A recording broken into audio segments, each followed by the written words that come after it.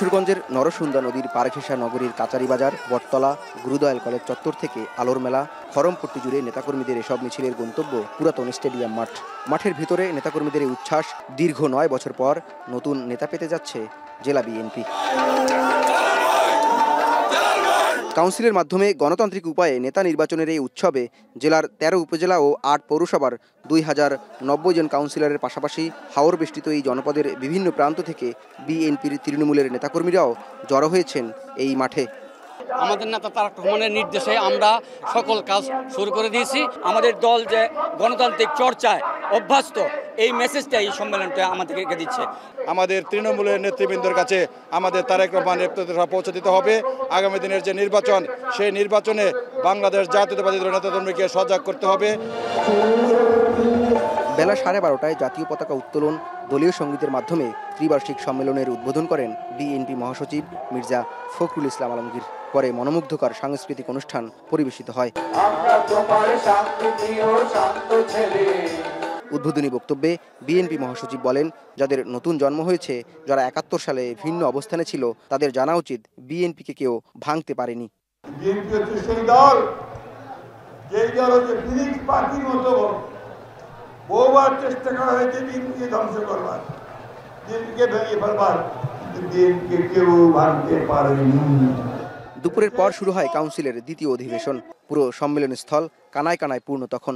সমাপনী বক্তব্যে জামায়াতকে উদ্দেশ্য করে মির্জা ফখরুল বলেন, তারা আন্ডারগ্রাউন্ডে চলে গিয়েছিল। দেশ যেন স্বাধীন না হয় তার জন্য আপনারা কাজ করেছেন, হত্যা করেছেন, গণহত্যার সঙ্গে অংশ নিয়েছেন। আপনারা বলেন না যে আপনাদের বেঁচে থাকার তাগিদে, নিজেকে রক্ষা করার তাগিদে আপনারা আন্ডারগ্রাউন্ড চলে গিয়েছেন। আমরা আন্ডারগ্রাউন্ডের পার্টি নই, আমরা উপরে উঠে থেকে লড়াই করার পার্টি। আমরা সংগ্রাম করি, আমরা প্রাণ দেই, জীবন দেই, কারাগারে যাই, অন্যায় অত্যাচার নির্যাতন সহ্য করি। কাউন্সিলের বিকেলের অধিবেশনে ভার্চুয়ালি যোগ দেন বিএনপির ভারপ্রাপ্ত চেয়ারম্যান তারেক রহমান। এ সময় তিনি বলেন, স্বৈরাচার পালালেও অদৃশ্য শক্তি ধীরে ধীরে মাথাচাড়া দিচ্ছে। এ সময় ফেব্রুয়ারির নির্বাচন ঘিরে নেতাকর্মীদের ঐক্যবদ্ধ থাকার আহ্বান জানান তিনি। ধানের শীষের যে কয়জন নেতা কর্মী আজও বেঁচে আছে, আজও গণতন্ত্রকে প্রতিষ্ঠিত করতে চায়, আমাদের সামনে একটি লক্ষ্য থাকতে হবে। কি সেটি হচ্ছে যে কোনো মূল্যে আমাদেরকে ঐক্যবদ্ধ থাকতে হবে। এর কোনো বিকল্প নেই। অদৃশ্য শক্তি কিন্তু ধীরে ধীরে মাথা চাড়া দিয়ে উঠছে।